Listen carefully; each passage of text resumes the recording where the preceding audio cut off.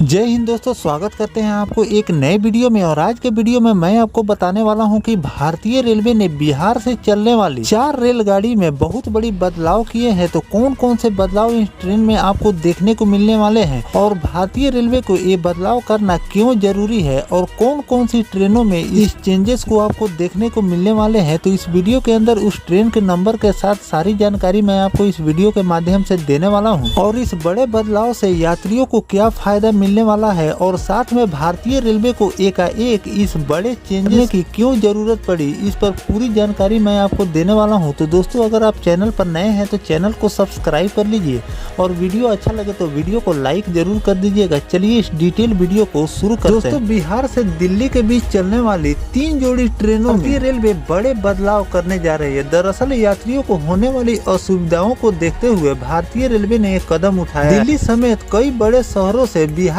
आने जाने वाले ट्रेनों में कई बार स्लीपर बोगियों में भी पैर रखने की जगह नहीं, जनरल बोगी की तो बात ही छोड़ दीजिए। इसी कारण रेलवे द्वारा ये निर्णय लिया गया। यही कारण है कि सहरसा नई दिल्ली के बीच चलने वाली 1:25:53 और 1:25:54 Vaishali super fast express, Jaynagar Delhi के बीच चलने वाली 1:25:61 और 1:25:62 स्वतंत्रता सेनानी सुपर फास्ट और पटना के राजेंद्र नगर टर्मिनल से नई दिल्ली के बीच चलने वाली 1:23:93 और 1:23:94 संपूर्ण क्रांति सुपर फास्ट एक्सप्रेस से एक 3 टायर एसी कोच को हटाकर उसके बदले एक जनरल कोच जोड़े जाएंगे।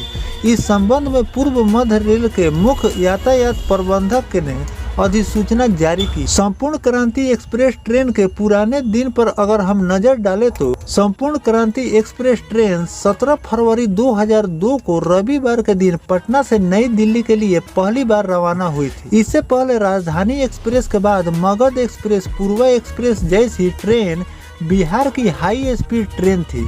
वर्ष 2002 में संपूर्ण क्रांति आई, जो नाम की तरह काम से भी क्रांतिकारी थी। उस वक्त सारी ट्रेनें आईसीएफ कोच के जरिए चलती थी। शुरुआती दौर में रफ्तार के मामले में 110 से 120 किलोमीटर की रफ्तार से चलती थी, लेकिन संपूर्ण क्रांति ठहराव बहुत कम था, इसीलिए यह सबसे तेज सुपर फास्ट ट्रेन बन गई। संपूर्ण क्रांति एक्सप्रेस के नाम बहुत सारे रिकॉर्ड दर्ज है। पहला यह है कि भारत की सबसे तेज ट्रेनों में से एक है। दूसरा यह कि भारत की पहली non AC super fast train है जिसे आधुनिक एलएचबी डब्बे मिल गए हैं। इसके साथ ही यह पहली साधारण सुपर फास्ट ट्रेन है जो कि 130 किलोमीटर की रफ्तार से दौड़ रही है। ऐसे में इसे आम आदमी की राजधानी भी कहना गलत नहीं हो। तो दोस्तों, जो मैंने आपको नंबर बताया है, इन ट्रेनों में आपको एक जनरल के कोच भारतीय रेलवे अब लगाने वाली है और इसमें से एक थर्ड एसी के कोच भारतीय रेलवे निकालेगी और इसमें एक जनरल का कोच भारतीय रेलवे लगाने वाली है। क्योंकि जो ट्रेनों का नंबर और नाम मैंने बताया है, ये मोस्ट पॉपुलर ट्रेनों में से एक है। इन्हीं ट्रेनों से सभी लोग चाहते हैं कि मैं अपना सफर पूरा करूं और टिकट नहीं मिलने पर लोग स्लीपर और एसी कोच में घुस जाते हैं, जिससे लोगों को काफी ज्यादा परेशानियों का सामना करना पड़ता है। तो इसीलिए भारतीय रेलवे इन सभी ट्रेनों में जनरल के एक कोच और किसी ट्रेन में 2 कोच इजाफा कर रही है और थर्ड एसी के एक कोच को कम कर रही है, इसलिए कि लोग सबसे ज्यादा जनरल या स्लीपर में ही ट्रेवल करते हैं। सभी लोग एसी और फर्स्ट एसी, सेकेंड एसी और थर्ड एसी में बिहार के लोग सफर करना पसंद भी नहीं करते, क्योंकि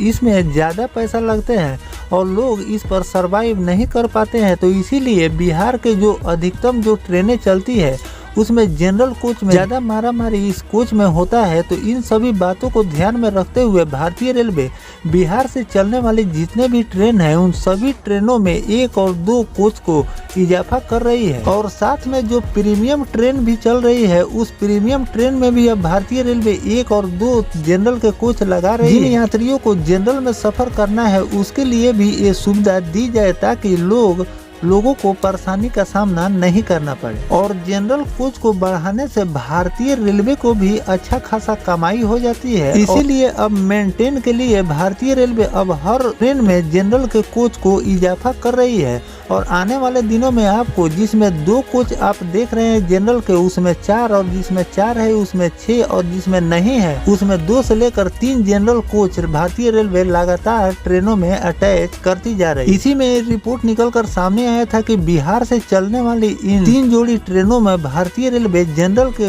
एक कोच लगाने वाली है और इसमें से थर्ड एसी के एक कोच भारतीय रेलवे निकाल कर और इसमें एक जनरल के कोच बढ़ाने वाली। तो दोस्तों, जो भारतीय रेलवे चेंजेस कर रही है बिहार की इन ट्रेनों में, इस पर आपकी क्या राय है जरूर बताइएगा। और किन किन ट्रेनों में भारतीय रेलवे को जनरल के कोच बढ़ानी चाहिए ये भी कमेंट करके जरूर बताइएगा। और कोई जानकारी इस पर निकल कर और कोई ट्रेनों के बारे में आता है तो मैं आपको फिर से बताने का प्रयास करूंगा। फिलहाल दोस्तों, ये जानकारी आपको कैसा लगा कमेंट सेक्शन में जरूर बताइएगा। मिलते हैं किसी नेक्स्ट टॉपिक कोई नई जानकारी के साथ, तब तक अपने भाई को दीजिए इजाजत। जय हिंद, जय भारत, वंदे मातरम।